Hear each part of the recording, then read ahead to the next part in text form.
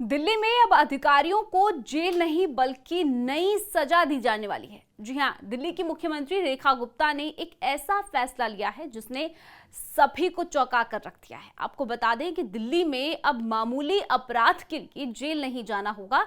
दिल्ली की सरकार ने अब मामूली अपराध करने वालों को जेल नहीं भेजने और ना ही जुर्माना लगाने का फैसला लिया है।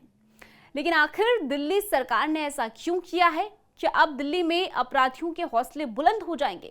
सरकार के इस नए नियम की पूरी जानकारी आपको देंगे, लेकिन उससे पहले आयुन भारत डिजिटल को सब्सक्राइब कर लीजिए। स्वागत है आपका, मेरा नाम ताना अधिकारी। दिल्ली में जब से बीजेपी की सरकार बनी है और रेखा गुप्ता ने कमान संभाली है, दिल्ली में कई सारे बदलाव देखने को मिले हैं। लेकिन हालिया नियम ने सभी को चौंका दिया, जिसमें यह कहा गया है कि दिल्ली के अपराधियों को ना ही जेल जाना होगा, ना ही कोई जुर्माना देना होगा।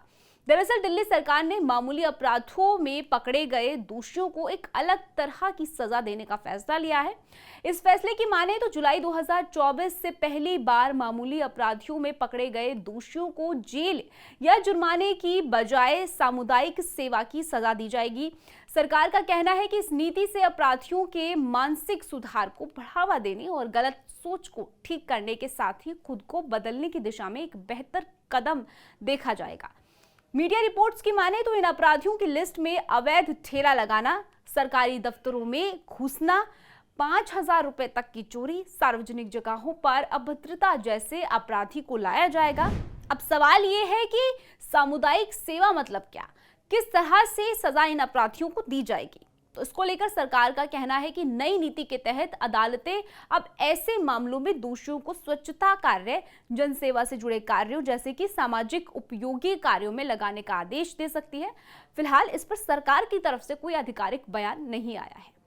लेकिन अब आप सोच रहे होंगे कि आखिर इस तरह के बदलाव की क्या जरूरत? तो इस नई नीति को लेकर सरकार का मानना है कि इससे जेल का बोझ हटेगा, अदालतों को विकल्प मिलेगा, साथ ही दोषियों में समाज की जिम्मेदारी की भावना भी आ सकेगी। इसके पीछे सरकार का तर्क है कि 2023 में जब द्वारका में इसका एक पायलट प्रोजेक्ट किया गया था, तो इसमें 4 मामलों को सफलतापूर्वक सामुदायिक सेवा से हल किया गया था। अब एक तरफ सरकार इस नई नीति को अपराधी और समाज दोनों के लिए अच्छी पहल बता रही है, तो दूसरी तरफ कानूनी विशेषज्ञों का भी मानना है कि सरकार के इस कदम से अपराध और न्याय व्यवस्था के साथ ही मानवीय और सुधार की दिशा में एक बदलाव आ सकेगा। सामुदायिक सेवा सजा का एक ऐसा तरीका है जिसमें कि अपराधी समाज के लिए बिना वेतन काम करता है, जिससे कि उसे अपनी गलती का एहसास होता है और वो समाज की मुख्य धारा में वापस लौटता है। ऐसे में दिल्ली सरकार के इस नए नियम पर आपका क्या कुछ कहना है? कमेंट सेक्शन में हमें जरूर बताइएगा। फिलहाल स्टोरी में इतना ही। देश की बड़ी खबरों के लिए आप जुड़े रहिए आयुन भारत डिजिटल के साथ।